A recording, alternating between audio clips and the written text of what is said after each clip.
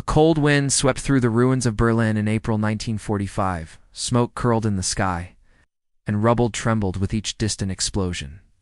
Deep in the Vorbunker, the world believed Adolf Hitler met his end dawn, apparent suicide as Soviet forces closed in.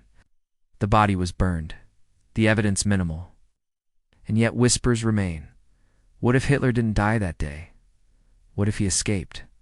Imagine a dimly lit hallway beneath Berlin, where guards move nervously, and secret passages stretch deeper than any map reveals. A charred corpse is discovered, and a story is sealed. Hitler is dead, but there's no autopsy. No bullet wound clearly documented. Stalin himself is suspicious, even years later. Through a secret network still loyal to the cause, he vanishes into the Atlantic under heavy naval cover. Destination: South America. He tells Churchill he is not dead. He escaped. In the shadows, a decoy body similar build, same mustache, dressed in Hitler's uniform lies prepared. Outside, confusion reigns. The real Hitler, pale and shaking, is led silently into the underbelly of the Reich. They move fast, but Hitler, always paranoid and always planning, disappears again. Specially trained SS unit sworn to secrecy. This guides him through a forgotten tunnel once designed as an escape route if the Allies ever reached Berlin. And according to declassified U.S. Navy records, Operation Hajump in 1946 sent over 4,000 troops, battleships, and aircraft to the South Pole officially for testing cold weather gear. No country could reach him. No satellite would find him. From this frozen fortress, he writes memoirs, passes orders, and attempts to create a legacy not through war but through whispers, ideology, and infiltration. Unofficially, some believe it was a mission to find a hidden Nazi base. Most believed it was a myth. But myths often hide truths too dark to face. Above ground, Soviet forces finally reached the bunker. The new battlefield was media, culture, education. He would become the seed of a long game, not its leader. He lives in isolation near Bariloche, in a secluded German-style chalet, surrounded by former SS officers and Nazi sympathizers, buried under a false name. Locals say he kept a German shepherd, never smiled. Only one photo survives, blurry but undeniable. It matches old facial recognition algorithms, but no one dares confirm it. And once every year, on April 20th, he would drink alone and cry. A psychological war, not a military one. Hate rebranded as nationalism, control sold as freedom. Witnesses across continents. Intelligence reports marked top secret. Files that disappear mysteriously. Whistleblowers silenced. Secrecy turns cowards into ghosts. And in the digital age, ghosts never die. Hitler becomes not a man but a myth guiding dangerous minds from the shadows. A chilling feeling rises: he didn't die. He evolved. Locals whisper of a mysterious German in the mountains who only speaks to a chosen few. Some even claim to have served him tea.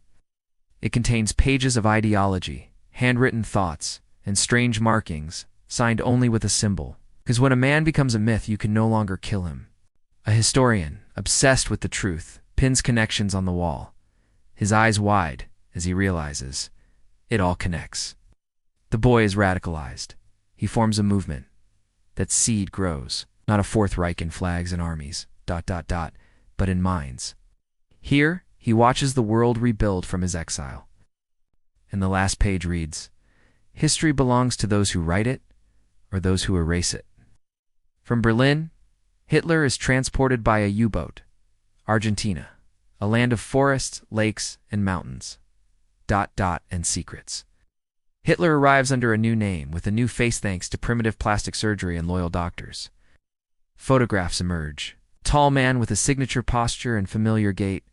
But how does the world react if the truth leaks? A manhunt ensues. Mossad, the Israeli intelligence agency, ramps up efforts, using the same networks that once found Adolf Eichmann, this time to Antarctica. Let's say Hitler was there underground, a self-sustained outpost built years in advance, protected by the icy wastelands. Imagine if Nazi ideology didn't die in 1945, but evolved, changed form, embedded itself into fringe groups, spread through underground literature. What kind of world do we live in now? In schools, textbooks still say he died in 1945, but secret documents from CIA and KGB archives hint at something else. But if Hitler lived, why stay silent? Because he knew the world had changed. Tanks and planes weren't enough anymore. Imagine a chilling scene. A young boy in the 1970s finds a dusty book in an abandoned German house. Back in Argentina, an old man dies quietly in 1971. The cause? Unknown. The CIA opens an investigation, years too late. DNA is impossible to retrieve. Files are redacted. The truth remains slippery. Because confirmation would shake the very foundations of our modern history. Was World War II really won?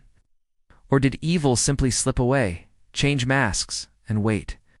Some historians argue that, even if he survived, Hitler's legacy would fade without power. But they underestimate the power of myth. Martyrdom turns monsters into legends. Imagine now, a hidden room, somewhere deep underground. Monitors glow. Files are opened. Nazi symbols and modern protests. Political speeches echoing Hitler's phrasing. Unmarked bank accounts, funding hate groups.